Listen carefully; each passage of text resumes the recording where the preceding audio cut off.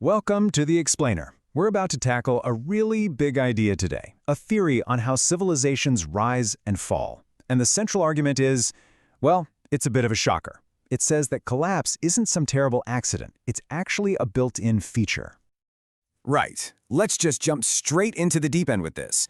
The idea here is that all the things we typically blame for the end of a civilization, invasions, plagues, climate change, they're not the real cause. They're just the symptoms. The final blow that knocks over something that was already hollow.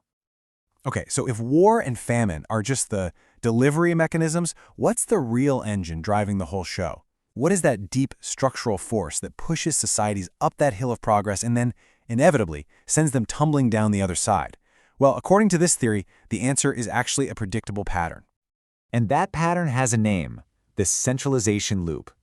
Now, think of this last as a historical trend and more like a law of social physics. It's a process that, once started, seems to have a mind of its own. You see, this loop is what takes something good, like abundance, and slowly, methodically, turns it into something dangerous, fragility. It's this one-way street where the very complexity and scale that make a civilization so successful, well, they also end up planting the seeds of its own downfall. So how does it work? It basically unfolds in 5 stages. It kicks off with a resource hub. Think of a fertile river valley or a major port. This creates a surplus of food and goods. Well, someone has to manage that surplus, right? And boom, you get hierarchy and complexity. But as you can see, that complexity eventually morphs into fragility, and from there, it's a straight line to collapse. And this slide really nails the core of the problem. It's all about how risk changes. In a decentralized world, if one village's crop fails, it's a local tragedy, but the system survives. In a centralized world, your dinner depends on a 10,000-person supply chain working flawlessly. One little hiccup somewhere down the line doesn't just cause a local problem, it can trigger a massive, cascading failure across the entire system. So as this hyper-efficient centralized system gets bigger and more complex, it actually starts to create a really strange environment for the people living in it. The source has a pretty provocative name for this: the Civilization Zoo. Now, the key thing to get here is that this zoo doesn't have iron bars. Its walls are made of dependence. See, when a system gets so good at providing everything for you, your food, your safety, even your purpose in life, you start to forget how to provide those things for yourself. You become, in a very real sense, domesticated by your own success. And this domestication has some pretty predictable effects on people. Physically, we get softer. Mentally, we become more fragile. We lose that basic, almost instinctual survival knowledge our ancestors had.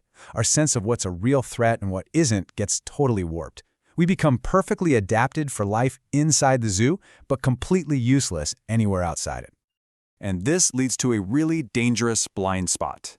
People inside the zoo become so utterly dependent on the system that the very idea of it failing isn't just scary, it's literally unthinkable. They can't even conceive of another way to live. And that denial holds right up until the walls come crashing down. This is what the theory calls the terminal delusion phase. It's this bizarre period of mass cognitive dissonance. Everyone can kind of feel that things are breaking, the supply chains are brittle, the inequality is out of control, but the official story, the one everyone tells themselves, is that everything is fine and will continue forever. The system is basically a zombie. It's dead on the inside, but it's still walking around. So okay, if the whole system is rotting from the inside out, how does that hidden decay finally erupt into the kind of collapse we read about in history books? This is where the timing of it all gets really, really interesting. You see, collapse isn't just one moment. It's a 2-act play. Act 1 is the slow decline. This can go on for centuries, and it's pretty much invisible to the people living through it because things just get a tiny bit worse each year, and they just adapt.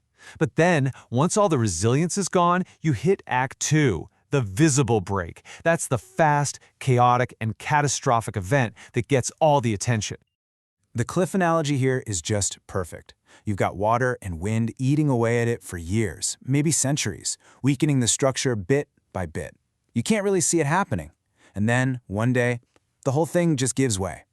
From the ground, it looks like it happened in an instant, but really, that final break was the result of a very, very long process. What's absolutely wild is that when archaeologists dig into the ruins of fallen civilizations, from the Roman Empire to the Maya, they find the exact same clues. The same forensic markers of this slow decline pop up everywhere. You see roads and aqueducts crumbling faster than they can be fixed. Skeletons start to show signs of poor nutrition. The gap between the rich and poor explodes. These are like the universal warning lights on a civilization's dashboard. But here's the big question. What comes after the fall? This is where the theory gets really radical and honestly kind of mind-bending. It's a concept called the reversion fractal, and it completely flips the script on what collapse actually means.